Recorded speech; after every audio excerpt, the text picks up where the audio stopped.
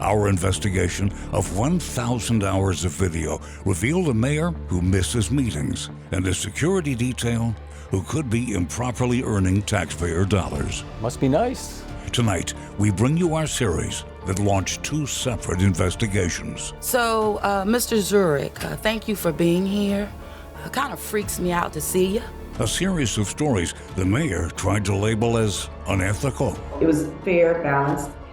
It raised a lot of serious questions as to exactly what was going on during the workday. Inconsistent timesheets, a questionable relationship, improper payments, fancy hotel rooms, and dinner with Brad Pitt. Thank you very much, It's a sir. public Thank records you. request. We Thank got the you video so- via public and records request. we know, and thank you very much. Here's Lee Zurich with Outside the Office.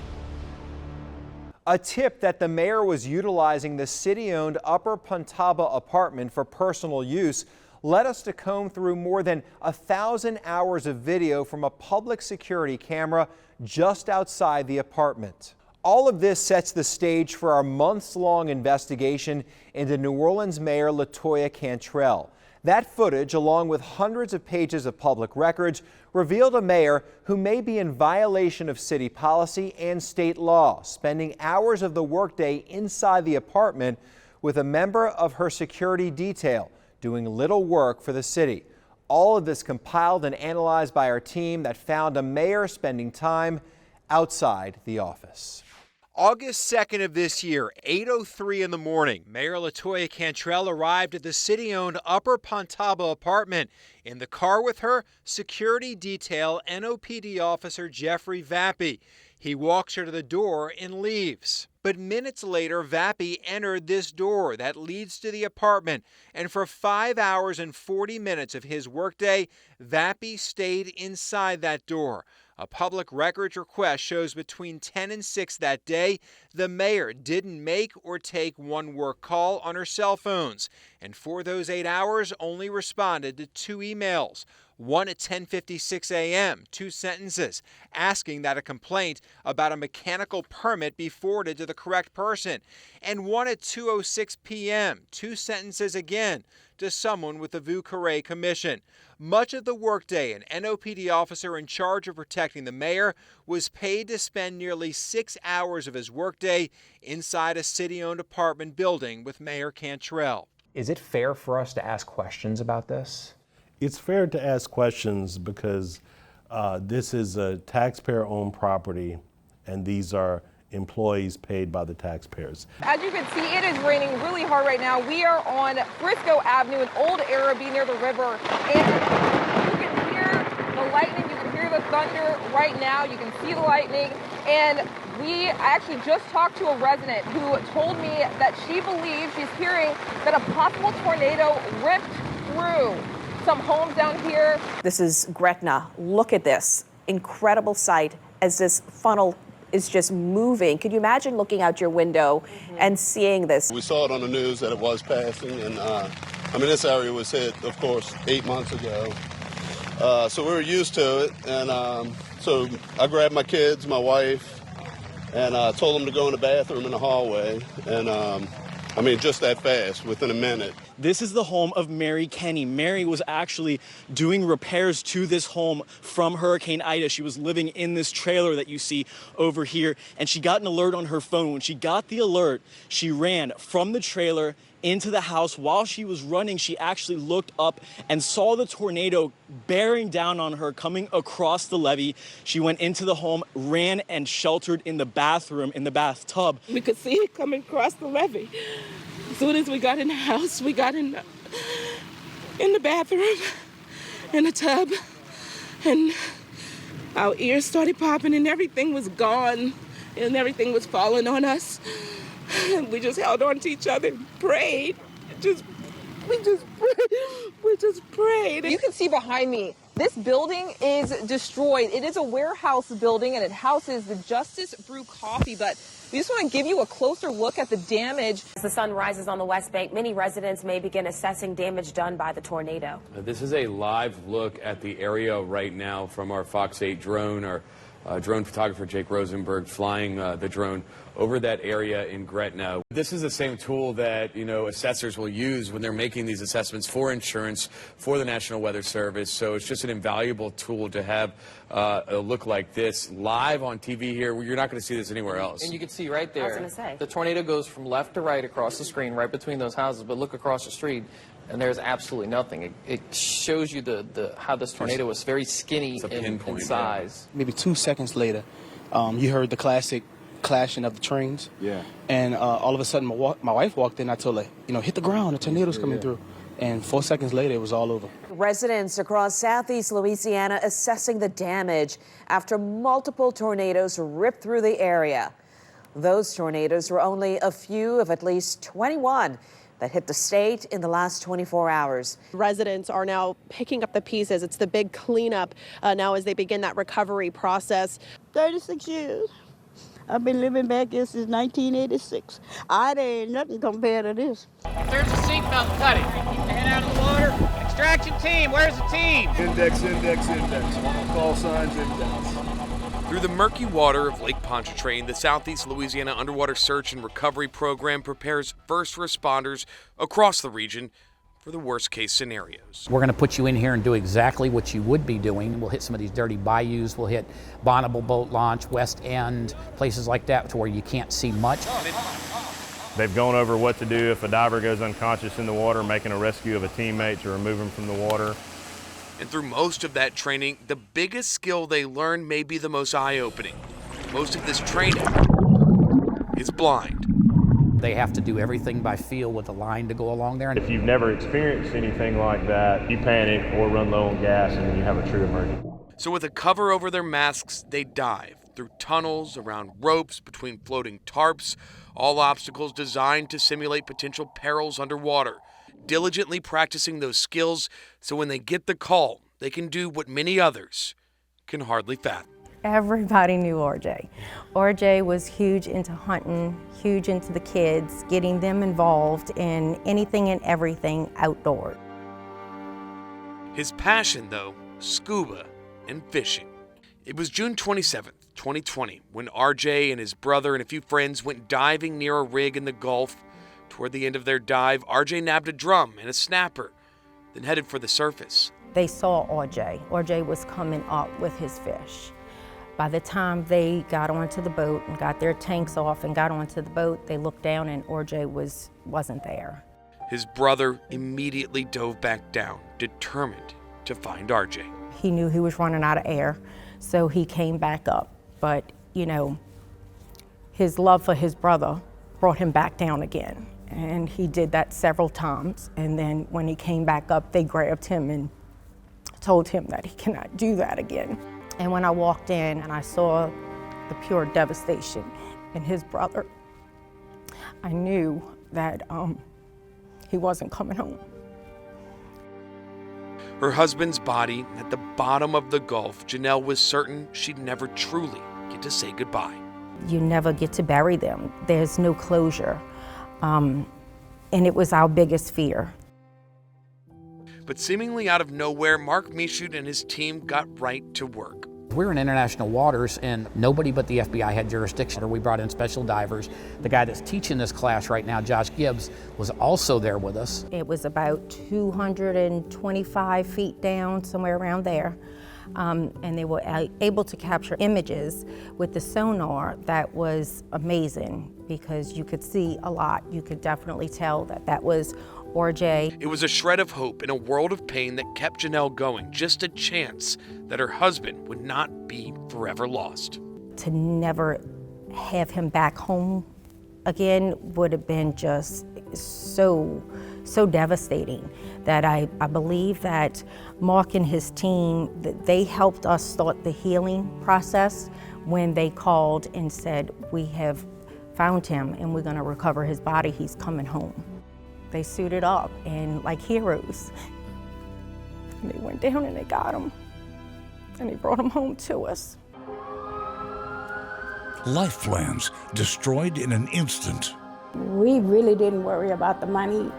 I just wanted my brother back. bones broken, My husband called the ambulance. I was transported to the hospital. homes left cracked and crumbled. And the shit, everything in it was cracking. Yet victims wait years, even decades, for their money. Even though he had this big judgments against the city, they were living under a bridge. $36 million.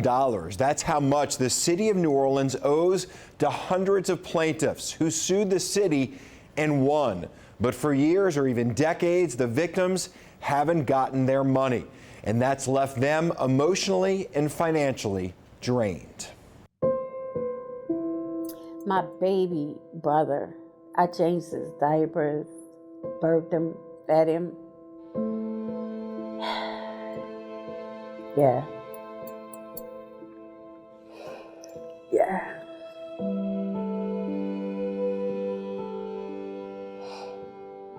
It hurts. It hurts. Angela Stewart remembers rushing to the scene near Charity Hospital back in 2003. A speeding police car driving with no siren hit her baby brother. He was in a coma. Oh my God, a month and a half, a little over a month and a half. 7-year-old Lance Stewart survived, but his brain hasn't fully recovered. Strapped with medical bills, the Stewarts filed suit against the city of New Orleans. We really didn't worry about the money. I just wanted my brother back. Just wanted to have some type of normalcy.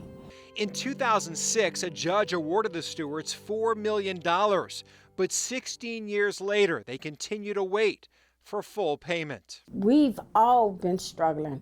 And it's not like we ran to the city, oh, y'all owe us money, you know, we need this, that. We didn't. We fought our way through this because we didn't think they were ever going to pay because we didn't, they showed us they did not care.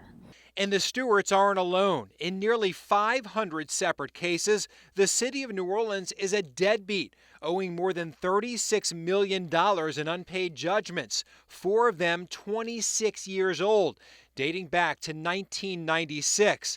In the event that they do settle, or when they settle, my mother won't see one dime because my mother passed. That's what's even worse.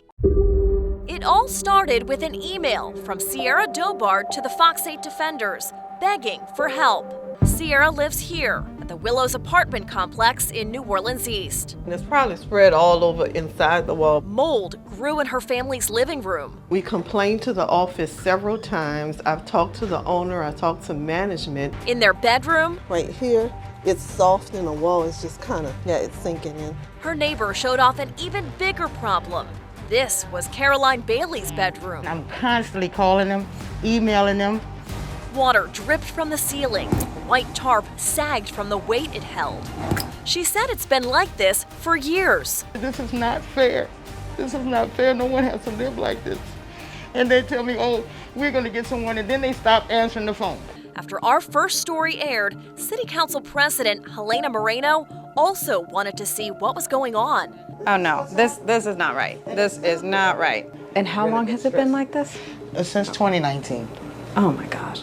We found the housing complex is owned by a religious nonprofit based out of Tennessee, Global Ministries Foundation, or GMF Preservation of Affordability Corporation. The CEO is Reverend Richard Hamlet, an international evangelist. Because it's a nonprofit, it pays no property tax. Over the years, the Willows faced extensive code enforcement violations. We've had, over the past few years, probably about 6 or 7 complaints about that property. After Moreno's visit to the Willows, code enforcement showed up, taking pictures and compiling reports. While we were touring the complex with code enforcement inspectors, Richard Hamlet called. He vowed to make changes. And I'm going to do everything I can do, and I'll commit to New Orleans to do the best I can and spend our money like we are to make this property more of a, to make it, turn it around to be a shining light within that community. After our first stories aired, Sierra Dobard and Caroline Bailey did see some improvements. So they actually cut out the wall and replaced it with some more sheetrock. This is done. We discovered the nonprofit also owns Parc Fontaine in Algiers and the Belmont in Metairie. The nonprofit received state financing to purchase the properties. Our investigation also found through 990 tax forms that Richard Hamlet makes around $500,000 a year from his nonprofit, and his immediate family members are all on the payroll. At the end of the day, they're slumlords. I'm currently working with House staff. They are drafting legislation as we speak that would give the City Council the authority to force the Willows to pay property tax. I stayed more time in a prison than I did in society. Wilbert Jones spent nearly 50 years in prison for the kidnapping and rape of a nurse. At his trial, authorities withheld evidence that could have exonerated him decades ago. A state law allows Jones to be compensated for his wrongful incarceration, $40,000 a year for a maximum of 10 years. But Attorney General Jeff Landry has tried to fight giving Jones the compensation. Now the compensation was set in place for exonerated members of society here in the state of Louisiana to get the compensation, and he's being denied that. It's a slap in the face. To receive compensation, the law says the conviction has to be reversed or vacated, and clear and convincing scientific or non-scientific evidence has to exist that proves factual innocence. I don't know what they call factual, what their interpretation of factual. Well, to me, he's factually innocent the day he was exonerated. For the most part, the statute has worked exactly as it should, compensating those folks who didn't commit the crime. And in fact, that's what the statute says clearly. Factual innocence is those who did not commit the crime. It has been working well until? I would say until recent years. When Malcolm Alexander was exonerated after 40 years in Angola, he was given this dog. He named her Innocence. Malcolm Alexander has proven his innocence with the help of DNA evidence that showed he didn't commit a rape. Well, the DNA didn't say who it was, but it said who it wasn't, and that was the most important part to me. But the Attorney General's office is still trying to stop Alexander from receiving $40,000 a year in compensation, like the law allows. The intent of your law is if someone is cleared by DNA evidence, they should receive this money. Well, exactly. DNA obviously is one of those clear standards that proves that I'm not the person. I wasn't involved with it. I wasn't there. I didn't play some other role in the crime. Then if that's the case, then you obviously don't belong in prison and you should be compensated. While Alexander still waits, a state Supreme Court decision in Wilbert Jones' case means he will finally start receiving his money. I was rejoiced. I was so happy. The burden was lifted off of me. And I was like a shed tear. And it's sorry it took so long. 6 years as a free man, the state tried to prevent him from receiving money the law says he's owed.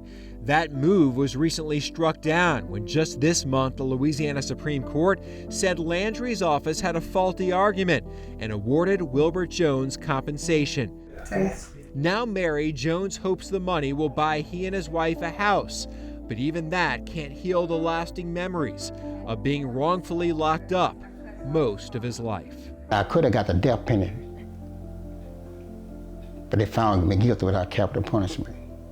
By the grace of God, they did. The Lumberjacks had just scored a touchdown, and then gunshots rang out outside the stadium about 30 yards from where I was standing, where our photographer was standing. At this time, the Bogalusa Police Department confirms one person was shot outside of the football stadium. When the shots rang out, both teams ran to either the locker room, the other team ran to the bus, Jules Sumner. The game was called off. Unfortunately for the people of this town, this was homecoming, a joyous occasion for family, friends, and players. And it was a big-time game for the Lumberjacks tonight. They get the win, but we'll remember this game for a lot of other reasons. For years, this has come easy for the Carr Cougars. But everything that leads up to this, and oftentimes what comes after this, gets harder by the day. The reaction of the team was complete devastation.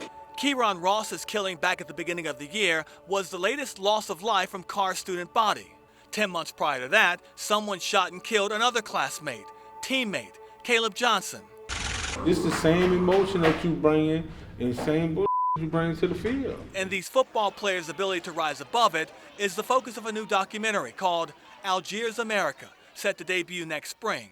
Jackson Fager is the project's creator and director. What I've done here is I've followed one community, one group of people, one team. What's it like being back? Through both the pandemic and Hurricane Ida, Jackson and his film crew remained alongside the people that love Carr the most. And being a part of it meant letting the people that give this school life tell their story. Parents ain't perfect. They all up sometimes. We up as coaches. But don't go backwards trying to fix something that you can't control. Bryce Brown is Carr's head football coach, but he wears more hats than that on a daily basis. I think that's what goes with any head coach at any school. At Carr, few have had to deal with the pain and the truth of death quite like Brown has. He's lost 17 players to gun violence since he's been here. But it goes even further than that, because Brown lost his dad to gun violence as well. Which is why the tough conversations that Brown has with his players are so important. Hey, it be on my mind every day, so it's hard to say, look, my dad is up, I want him, I need him, and he's not here. Only real men know how to express themselves. A lot of coaches in our communities that come from more affluent places, they only have to focus on the X's and the O's. A lot of our coaches are focusing on things that have absolutely nothing to do with football, but you have to take care of that thing to get to the football. And the reward comes on National Signing Day, when the players commit to play college football somewhere, anywhere. A chance to experience something beyond the hard life they're living daily in Algiers. Does he Texas A&M or something like that? So Texas A&M is my dream school. Okay. Quarterback A.J. Samuel is the headliner of this year's senior class. And while he's looking forward to what comes next, he's also mindful to what the school will need from him when he eventually comes back. To give back to the people who were here after you. Carr sends double-digit numbers off to play college football every year.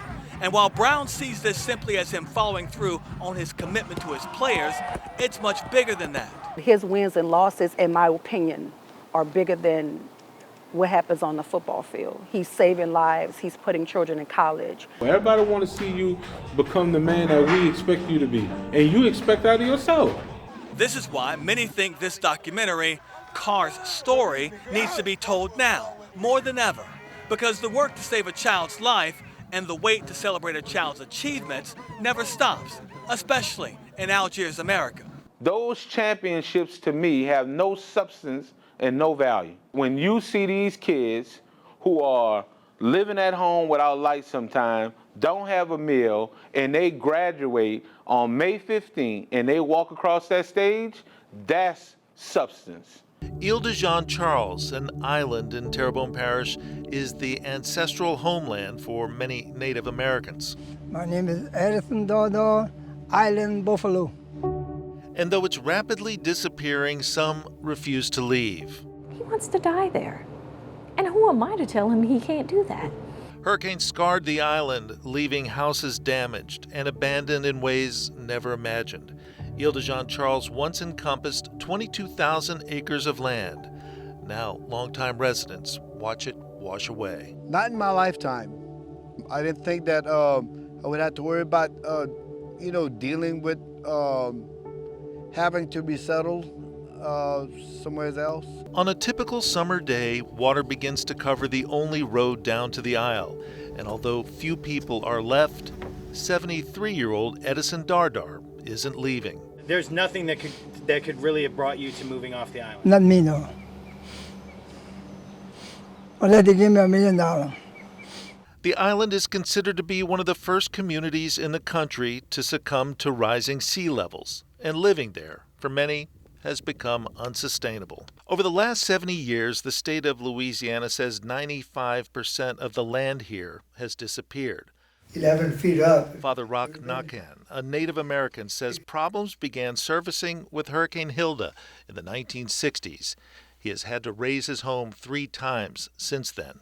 Before that time, the island was high enough, safe enough, that it really didn't flood. Now Father Nakan is one of 37 Ile de Jean Charles residents relocating to higher ground in northern Terrebonne Parish. In 2016, the state was awarded federal funds to develop a new 500-acre, $48 million community called New Isle. The new homes are small but tidy, featuring outdoor sinks for cleaning fish, wheelchair ramps, and screened patios. And although they're on higher ground, better protected from hurricanes, some say they wouldn't be moving if it weren't for a provision that allows them to keep their Ile-de-Jean-Charles dwellings as secondary homes. If it included my house and property, I wasn't going. If it was something that was going to be against me losing this right here, forget it. It is a big day for the LSU Tigers as they celebrate their championship, and you know the best way to celebrate a new trophy? Oh, yeah. With a parade. It's what Louisiana does best, right? We've got this big event covered for you on the parade route. Reporters Sean Fazan and Maddie Kurth are there. The crowds have really picked up. You can certainly sense the historic accomplishment that LSU women's basketball team was able to achieve here. A historic run, and frankly, a run I'm not sure even they saw coming. Party is rolling, right? And you had mentioned that maybe a lot of these people at the parade will be moving their way to the PMAC. Well, I can guarantee you they are. It seems like everyone from the front of the parade route is already starting to make the trek. In 2 years, she's reached the goal. Now, the hard part is winning it again. But when she gets to the championship games, all she knows how to do is win it because she's 4-0. That she is 4-0 in national championship game appearances. And look, I mean, it's different when she brings a championship trophy back home. She's incredible, taking a moment with people all the way towards the back of the parade route to really just give everyone their special time to shine. And then, of course, taking it all in. You don't ever want to take a single moment like this for granted. As Coach Mulkey takes her time, saying hello to every fan. Coach Kim, how does it feel? We're on top of the world, baby. North Shore Humane Society houses dogs year-round, heartbreakingly lonesome pets, seemingly desperate for a home and a family. And we do everything we can to get them adopted, but sometimes it doesn't happen. So volunteers spend time with the pups, walks, socializing, and sometimes an overnight visit. He was in the shelter for 6 months. I said, wow, we hit the jackpot. Maria Opp's lotto ticket was Kimber, a stray looked over until Ops and her husband, Lawrence, who goes by Otter, started volunteering at the shelter. They just bonded very quickly. It was a bond Maria was desperate to see in her husband, a 28-year Navy veteran forced into early retirement. I was withdrawing from my last deployment to Iraq and Syria in 2018. I had started having mood issues, withdrawing from functions with family. These last couple of years has been tough. You know, he struggles with his disabilities, but also his depression and his PTSD. One of the things that we are really trying hard to do is stem the tide of losing our men and women from service who come home, right? And they're different than they left. I had gotten dizzy a couple times, and he came into the picture and got really close to me and just started bracing me as I wobbled. And one of the ladies comes out and says, you know, you can take the dogs home as a volunteer for the weekend. I knew. I knew if I signed him out, he was not coming back to the shelter, so I knew that. He picked me. I'd like to say I picked him from the Humane Society, but he shopped for the right owner. Ambitious to take the next step, formally certifying Kimber as a service animal, they enlisted Evan Stewart, owner of K-Pro Canine. He drew parallels from Otter and Kimber's story to his own journey with his dog Phantom. Good boy. I did 2 tours in Afghanistan, and Phantom really helps me thrive in our communities without the worries that come with my PTSD specifically. Kimber just changed his life. He's changed our lives. Over the course of the year, his prescription meds dwindled from 12 to just 4.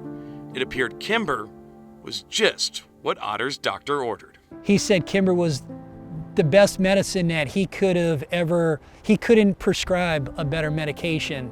It hit me that there was an opportunity to take animals that are in the shelter, partner with somebody like K-Pro, and turn them into service dogs. Inspired by these two, Bernier and Stewart created the Shelter to Service program. Miss B is the first graduate of the program. Paired with Navy veteran Amy Weiser just weeks ago, the program is already benefiting the community and clearing space to rescue more animals. You are not only saving a dog's life in this particular situation with our shelter to service program, but you are most often at least enabling a life to thrive in a human being, if not saving their life for sure. With Kimber, he had somebody else. You know, Kimber relied on him. They relied on each other. And I believe they saved each other.